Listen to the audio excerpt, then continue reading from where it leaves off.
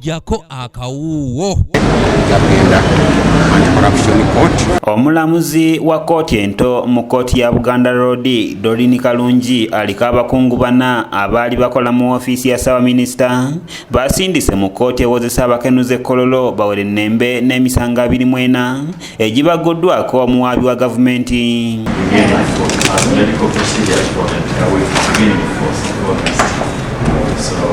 Bano kuliko Christine Guwatudde Kintu omuwandiisi w'enkalakalira, accounting officer Joel Wanjala, assistant commissioner procurement Fred Lutimba Kyeyune, wamu ne commissioner disaster management and head of COVID-19 relief management Martin Owori. The case is now ready for trial. So we now pray that we provided disclosures so that we can prepare mu misango egibagudwako mwe muli egy'enguzi, okwekobaana ne bagala okufulumya ensimbi mu bukyamu, okulagajjalira emirimu gyabwe egyaviirako okufiirizibwa kw'ensimbi za gavumenti, ssaako n'obufere nga bano emisango gino baagiza mu mwezi ogwokuna omwaka guno, era nga bano babadde bakiikiriddwa bapuliida baabwe okuli Kanso Buwembo, Mark Dismas Kabega, omubaka Meradi Seggona wamu n'abalala.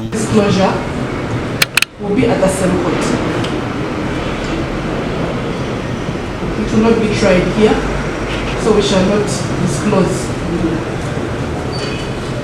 We pray that senior counsel makes a application.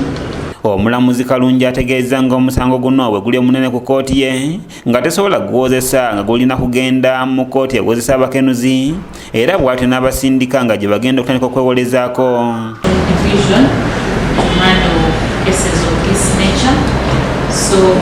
The file is going to be transferred to the anti-corruption division in Kololo to take clearance try the case.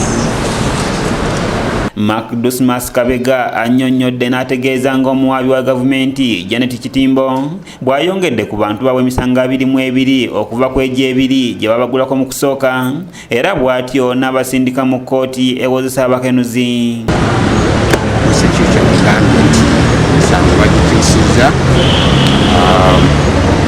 Omusango ne bakukyusa okuva mu Buganda Road Court mutwala mu anti-corruption court. Emisango gyennyini kati bafuleminze emisango 24. Y'omubaka Seggona nga y'omu ku balooya babawaabirwa ategeezezza nga bwe bali abeetegefu okugenda mu kooti yonna gye banaabasindika kubanga kye baagala be bantu baabwe okufuna obwenkanya wamu n'amazima. Abantu bano ensi emanyi nti tebalina musango.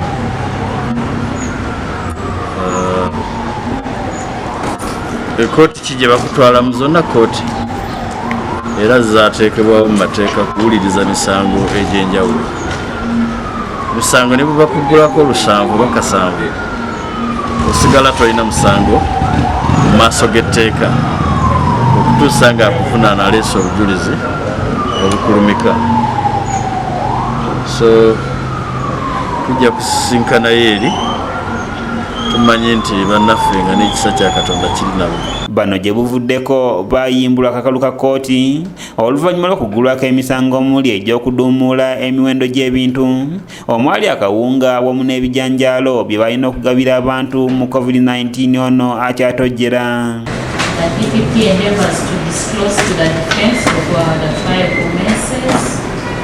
The bail for the accused persons is extended to the 5th of August 2020.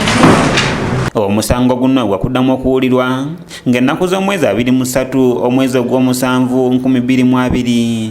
15,000 kilograms of powdered milk at 35,000 shillings per kilogram, worth 525 million Ugandan shillings.